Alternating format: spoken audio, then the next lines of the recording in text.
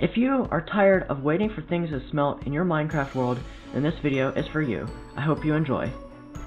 Hello everyone, and today I'm going to be showing you how to make a super smelter. This is not what this super smelter looks like, it's just for an experiment that we're going to be conducting at the end of the video. So for this super smelter, you're going to be needing 8 chests, 18 hoppers, which I know it's kind of a lot, but it's definitely worth it.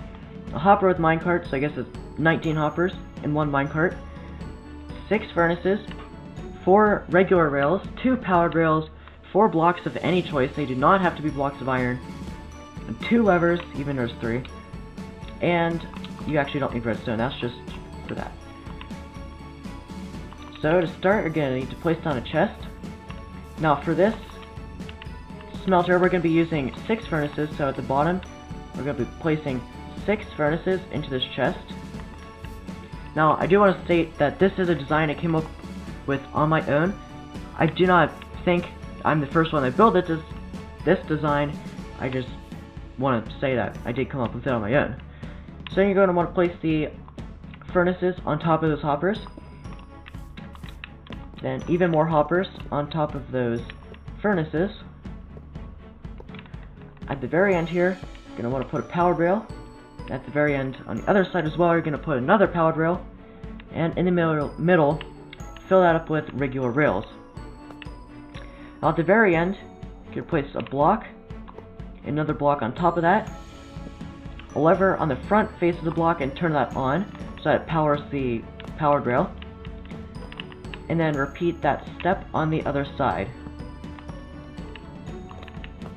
Now you can put your hopper, minecart with hopper, on these rails, and it should be going back and forth without stopping. Now put chests at both sides of the minecart track. This is where you're going to be putting the items. Now to make sure that the items go evenly throughout every hopper or furnace, you're going to want to put a hopper on top of these chests. At the very top, make a row of hoppers going evenly into each of his chests. So one going straight down the chest, 2 going left, 2 going right, and the end of the right hoppers, they go into the chest again. This basically ensures that all the items get spaced out evenly throughout the whole system. So this is what it should look like. And you're going to want to put your items in here. You might have to place some blocks right here so you can actually get up and access the chest. But if you place any items in here, it'll go into these chests evenly, and it'll be picked up by this minecart, which will distribute the items into all these furnaces evenly as well. Now there's kind of an optional section to this, and that is the back fuel area. Now you could manually put in all the fuel, but this is to reduce work. So you're going to put hoppers into all these furnaces in the back. Then you're going to want to place rails along the back here. Now at the very end, you're going to notice that it kind of... well, these rails connect, and we don't want that. So you just want to fix that real quick. So you should... well, you're going to want to put chests up here as well. This is where you're going to put your fuel. It does not have to be a double chest because you're probably not going to have that much fuel. I'm going to disconnect that for now. Put the track there.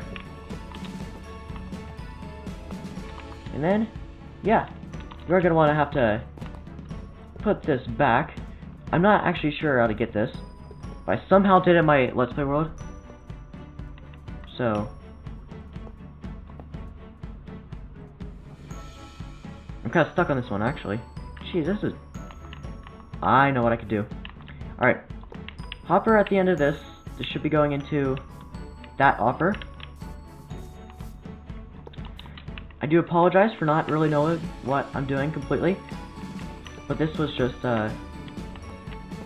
optional section. You do not have to do this. Alright, just like that. You're going to put a block at the end. One there. A lever here to turn on that rail. We're going to do the same on the other side.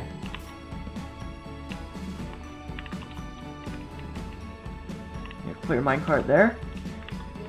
And this is even more optional than the optional part, and that is to place a hopper here. Place another hopper right here. And basically, you fill the middle with hoppers, and you do the same thing you just did here. You put a chest in the direct center, and this basically ensures that the fuel gets evenly spaced out. Now, the materials in the beginning does not account for these optional parts, it's just for the absolute necessities for this design. Now, we are going to be doing a test here, and if I turn on this redstone, these hoppers will not be accepting any items. As you can see, if I put the command block in there, it does not accept it. Now, in 1 minute, I'm going to be counting how many items each of these furnaces smelt. This is just a regular one. Even though it has a hopper and chest on top, it's just one furnace smelting normally. And this side is the super smelter. Basically just like that, except without the optional pieces. And if your super smelter is not working, let's just say the hoppers are not actually sifting items through, make sure that these levers are not powering any of the hoppers. Because if you have a redstone line powering a hopper, no items will be able to go through it, and it will not work. So I'm just gonna load this hopper up with fuel, or these smelters up with fuel, and then, well, we're gonna see how many more items this super smelter can smelt in 1 minute than this regular furnace. So I'll see you when the results are in. Now, for this experiment, I'm gonna be using raw chicken, so I'm gonna place the chicken in here. Then I'm going to place some chicken in here. And then I'm going to make note of the time. Okay, it's been 10 seconds. Now once I flip this lever off, the items will actually be allowed to go into the super smelter. And this will make sure that it's completely even. So I'm at 25 seconds right now. So I turn that off, and everything should be smelting. Yep, there are items going into there. Now this side, we got 1 chicken smelted, and over here we have 6 chicken smelted. So basically, it's a 1:6 ratio of chicken smelted. So for every 1 chicken smelted over here, it's 6 pieces over here. Now, how long does it take about to smelt 1 piece?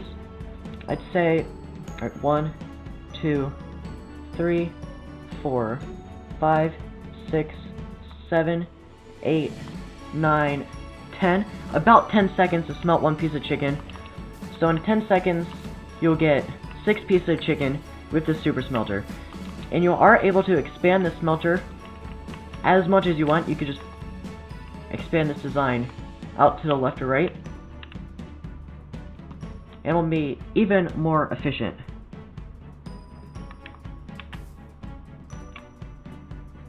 Okay, I do believe it's been over a minute by now.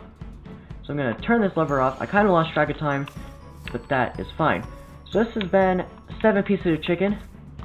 And over here, it's 42 pieces of chicken. That is super crazy efficient compared to this. And in about a minute, a little over, we already smelted almost a full stack of chicken. If we left that on for maybe 10 more seconds, it probably would have smelted a full stack. So I hope you enjoyed this video. If you have any questions, leave them in the comments below. Remember to like and subscribe, and I'll see you in the next video. Bye everyone!